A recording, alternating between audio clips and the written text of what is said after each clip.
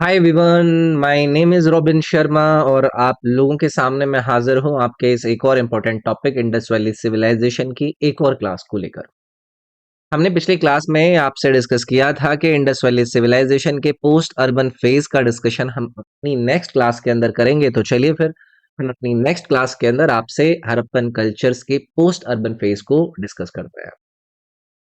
जब हम post urban phase की बात करते हैं ना हड़प्पन कल्चर्स का, तो इसको एक और नाम से जाना जाता है। इसको कहा जाता है सब इंडस कल्चर्स।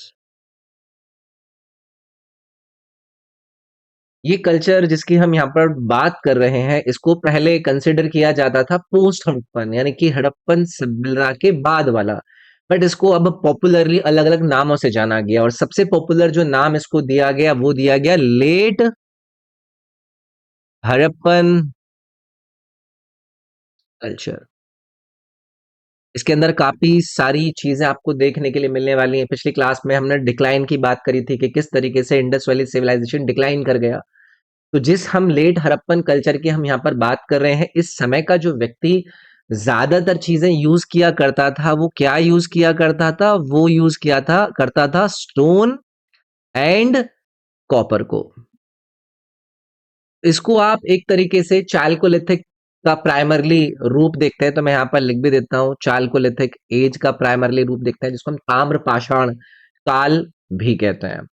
अब आप लोग मुझसे पूछोगे कि सर जी चलो ठीक है, हम पोस्ट अर्बन फेज की हड़प्पन कल्चर्स की बात कर रहे हैं, तो इस समय की कुछ इंपॉर्टेंट साइट्स भी हमें बता दीजिए या फिर इन साइट्स की लोकेशन हमें बता दीजिए जो कि इस समय से आपके रिलेटेड हो। तो कई सारी इस समय की साइट्स आपको देखने के लिए मिलती हैं आज के राजस्थान के अंदर, आज के मध्य प्रदेश राज्य के अंदर, आज के गुजरात नहीं है, इसमें गुजरात नहीं आता है, आज के महाराष्ट्र राज्य के अंदर और आपके उत्तर प्रदेश के भी कुछ भाग हैं। जैसे कि ईस्टर्न उत्तर प्रदेश में आपको कुछ साइट्स नजर आती हैं इसी आपके हड़प्पन कल्चर के पोस्ट अर्बन फेज में। ठीक है, देखो वैसे तो जो ये मैं कल्चर की आपसे बात कर रहा हूँ, इन कल्चर्स को आप हड़प्पन कल्चर्स के बाद का देखते हैं, तो आप लोगों को लग रहा होगा कि भाई हड़प्पन कल्चर तो बहुत ज्यादा एडवांस हुआ करता था, लेकिन ये जो पोस्ट अर्बन फेज है ना हड़प्पन कल्चर का, ये क्या था? ये लेस एडवांस था। यानी कि इस समय के आपके जो लोग यहाँ पर नजर आएंगे वो बहुत ज्यादा एडवांस नहीं थे, इवन उतने भी एडवांस नहीं थे जितने कि हड़प्पन कल्चर के लोग हुआ करते थे। ना तो इनकी कोई अच्छी व्यवस्थित सिटीज हुआ करती थी, ना ही इस समय पर किसी भी प्रकार की ये लोग राइटिंग यूज किया करते थे। तो इससे हम आइडिया लगाते हैं कि post urban phase Harappan culture का उतना सिविलाइज नहीं था जो कि पहले हुआ करता था। ठीक है, तो हड़प्पन फेज के अंदर जो चालकोलिथिक लोग हुआ करते थे वो क्या प्रैक्टिस किया करते थे? वो एग्रीकल्चर पर ज्यादा ध्यान दिया करते थे। एक ही जगह पर रहना, अपना जो स्टॉक है कृषि से निकलने वाला उसको एक जगह पर इकट्ठा करना, मछलियों को पकड़ना, फिशिंग करना, हंटिंग करना, इस तरीके की ही एक्टिविटी में ही आपको लोग इन्वॉल्व नजर आते थे। ठीक है, तो ये मैंने हड़प्पन कल्चर जो मेन था डिक्लाइन होने के बाद वाला जो फेज है उसके बारे में डिस्कशन किया। उतना एडवांस नहीं था, बहुत ही नॉर्मल था, इवन उतना भी एडवांस नहीं था जितने पहले के लोग हुआ करते थे। अगली चीज जो मैं आप लोगों के साथ डिस्कस करूंगा वो करूंगा इंडस वैली सिविलाइजेशन का जो कंट्रीब्यूशन रहा। आइए भी, contribution of Indus Valley civilisation, यानी कि इंडस वैली सिविलाइजेशन सिंधु घाटी सभ्यता के योगदान, एक एक करके इनके योगदानों पर हम बात करेंगे। देखो जो हड़प्पन सभ्यता थी उनका बहुत बड़ा कंट्रीब्यूशन हमारे इंडियन कल्चर में देखने के लिए मिलता है। इंडियन कल्चर में बहुत बड़ा इनका योगदान रहा। जैसे कि सोसाइटी है उसके अंदर इनका आपको इन्वॉल्वमेंट देखने के लिए मिलता है। सोसाइटी के अलावा जो हमारी इंडियन पॉलिटी है उसके अंदर भी इनका आपको कई सारा एक प्रकार से छवि नजर आती है, उनका कंट्रीब्यूशन नजर आता है। और इवन जो हमारी इकोनॉमी है उसके अंदर भी इनका बहुत बड़ा कंट्रीब्यूशन रहा। जो हड़प्पन सभ्यता के लोग हुआ करते थे, वो खत्म नहीं हुआ कभी भी। वो सभ्यता डिक्लाइन हुई, लेकिन उनका कल्चर कभी भी खत्म नहीं हुआ। उनके जो ट्रेड्स हैं, उनके जो रास्ते हैं, वो हमें आज भी देखने के लिए मिलते हैं, जिनको अडॉप्ट किया गया, जिनको अपनाया गया, जो इस सभ्यता के बाद वाले कल्चर आए उसमें भी। ऐसे नहीं कि उस समय का आदमी अगर खत्म हो गया या फिर सभ्यता डिक्लाइन करी गई तो कल्चर्स भी खत्म हो गए। इस समय के कल्चर्स को आगे के पीरियड में जो सभ्यताएं आई उनके द्वारा भी क्या किया गया, अपनाया गया। इवन आज भी आपको ऐसे कई सारी चीजें नजर आएंगी जो कि उस समय के कल्चर के व्यक्ति के द्वारा यूज किए जाते थे। समझ रहे हो? जैसे कि सबसे एक इंपॉर्टेंट, अगर मैं इन सिविलाइजेशन से आज के टाइम पे जो चीज अडॉप्ट करी गई उसमें आते हैं वेट्स, वेट्स एंड मेजर्स। यानी कि जो पिछली क्लास में मैंने आप लोगों को इनके द्वारा भार वगैरह यूज करने के लिए कुछ कुछ एलिमेंट ये लोग यूज नहीं करते थे, जो कि 16 के गुने में हुआ करते थे, वो आज के समय में भी होते हैं। जो इनकी स्कल्पचर्स हैं, इनके स्कल्पचर्स हैं, वो आज के समय में भी हम काफी इंपॉर्टेंट देखते हैं। जो सील यानी कि मोहरे हुआ करती थी, जो बर्तन बनाने में पॉटरी कला यूज हुआ करती थी, इनका बहुत बड़ा आज के टाइम में भी आप इन्वॉल्वमेंट देखते हैं। आप अलग अलग प्रकार की ज्वेलरी, तो ये एक प्रकार से उस सभ्यता के अंदर यूज करे जाने वाले इवेंट ही तो है ना, जो कि आज के समय में भी यूज होते हैं। इवन कई सारे हमें ऐसे एविडेंस मिलते हैं जिनसे हमें पता चलता है कि जो हड़प्पन हुआ करते थे वो मैरिटाइम ट्रेड, भैया समुद्री रास्तों से ट्रेडिंग वगैरह किया करते थे ना, तो आज के समय में हमें ऐसी कई सारी जगह प्राप्त या फिर देखने के लिए मिलती हैं जिससे इन हड़प्पन सिविलाइजेशन के लोगों का नेटवर्क हुआ करता था।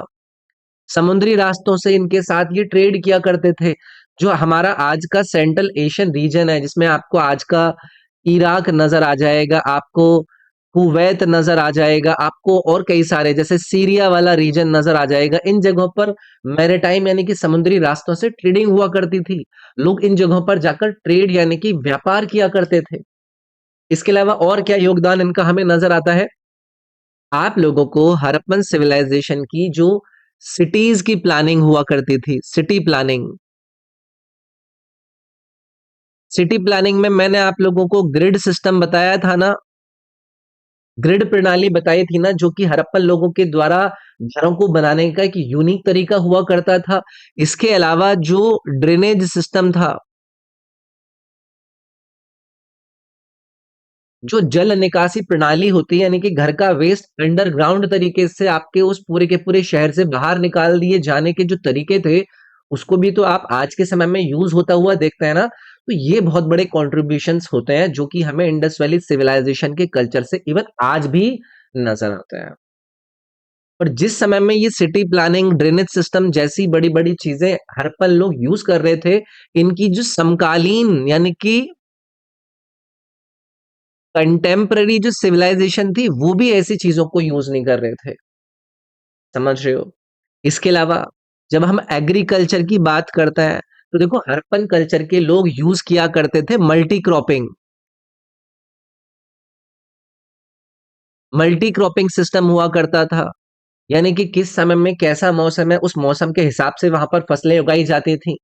तो आपको लगता है कि इतने हजारों साल पहले का लोग अगर मल्टी क्रॉपिंग को यूज करता है, तो आपके आज के समय में भी मौसम के हिसाब से और आपकी फसलों के अलग अलग रूपों को आप लोगों को अपनाता हुआ देखते हैं ना, तो ये भी एक प्रकार की क्या है, देन है, कंट्रीब्यूशन है। इवन अलग अलग प्रकार के जो मेथड्स या फिर टेक्निक्स, किसके क्षेत्र में, इरिगेशन के क्षेत्र में, सिंचाई के क्षेत्र में, वहां पर आपको डैम्स नजर आते थे कि भाई लोगों की अगर जमीन किसी भी पानी के स्रोत से थोड़ा सा दूर है तो लोग नाले बनाया करते थे, डैम्स बनाया करते थे, जिनके पानी को ये लोग अपने एग्रीकल्चर इरिगेशन में यूज किया करते थे। तो ये कुछ ऐसी देन है इंडस वैली सिविलाइजेशन की जिनका यूज हम आज भी देखते हैं। इनका योगदान इग्नोर नहीं किया जा सकता। हड़प्पन सभ्यता के लोग, एक और इम्पोर्टेंट चीज आप लोगों को याद होगा, ये लोगों को क्या करते थे, जिनकी मृत्यु हो जाया करती थी उनको बरी कर दिया करते थे, उनको क्या कर दिया करते थे, दफनाया करते थे। आज के समय में भी आप देखते हैं कि लोग क्या करते हैं, लोगों को दफनाते हैं जिनकी मृत्यु हो जाती है। इवन जब हम वर्शिपिंग की बात करते हैं, यानी कि किसी की पूजा करने की बात करते हैं, तो उस समय में ये लोग नेचर को वर्शिप किया करते थे, देवी माँ को वर्शिप किया करते थे, आज भी होता है। इस समय के लोगों के द्वारा पीपल के पेड़ की पूजा किया जाती थी, आज भी होती है।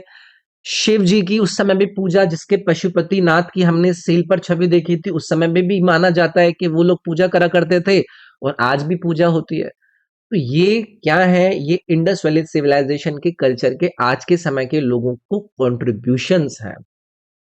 शिव जी की पूजा करना, देवी माँ की पूजा करना, कई सारे इनके यहाँ पर स्नान घर हुआ करते थे, जो रिलीजियस बाथिंग हुआ करती थी कि भाई यहाँ पर जाकर आप अपने बात कर लीजिए, नहा लीजिए तो आपको मोक्ष की प्राप्ति हो जाएगी। तो ऐसे कई सारे जो ट्रेडिशंस हुआ करते थे वो हड़प्पन कल्चर के अंदर भी यूज हुआ करते थे और इनका कंट्रीब्यूशन हम आज के समय में भी देखते हैं। तो ये वाली वीडियो, ये वाली क्लास छोटी रहेगी क्योंकि आपके इंडस वैली सिविलाइजेशन के अंदर इतना ही कंटेंट रहेगा। जो मेरी ई बुक है, आपको जो, आप अगर यूट्यूब पर आप ये वीडियो देख रहे हो तो वीडियो के डिस्क्रिप्शन में आपको वो बुक का लिंक मिल जाएगा। अगर आप ऐप पर इस वीडियो को देख रहे हो तो आपका फोल्डर बना हुआ है जिसमें ये बुक है, उसमें सारा कंटेंट डाल दिया है।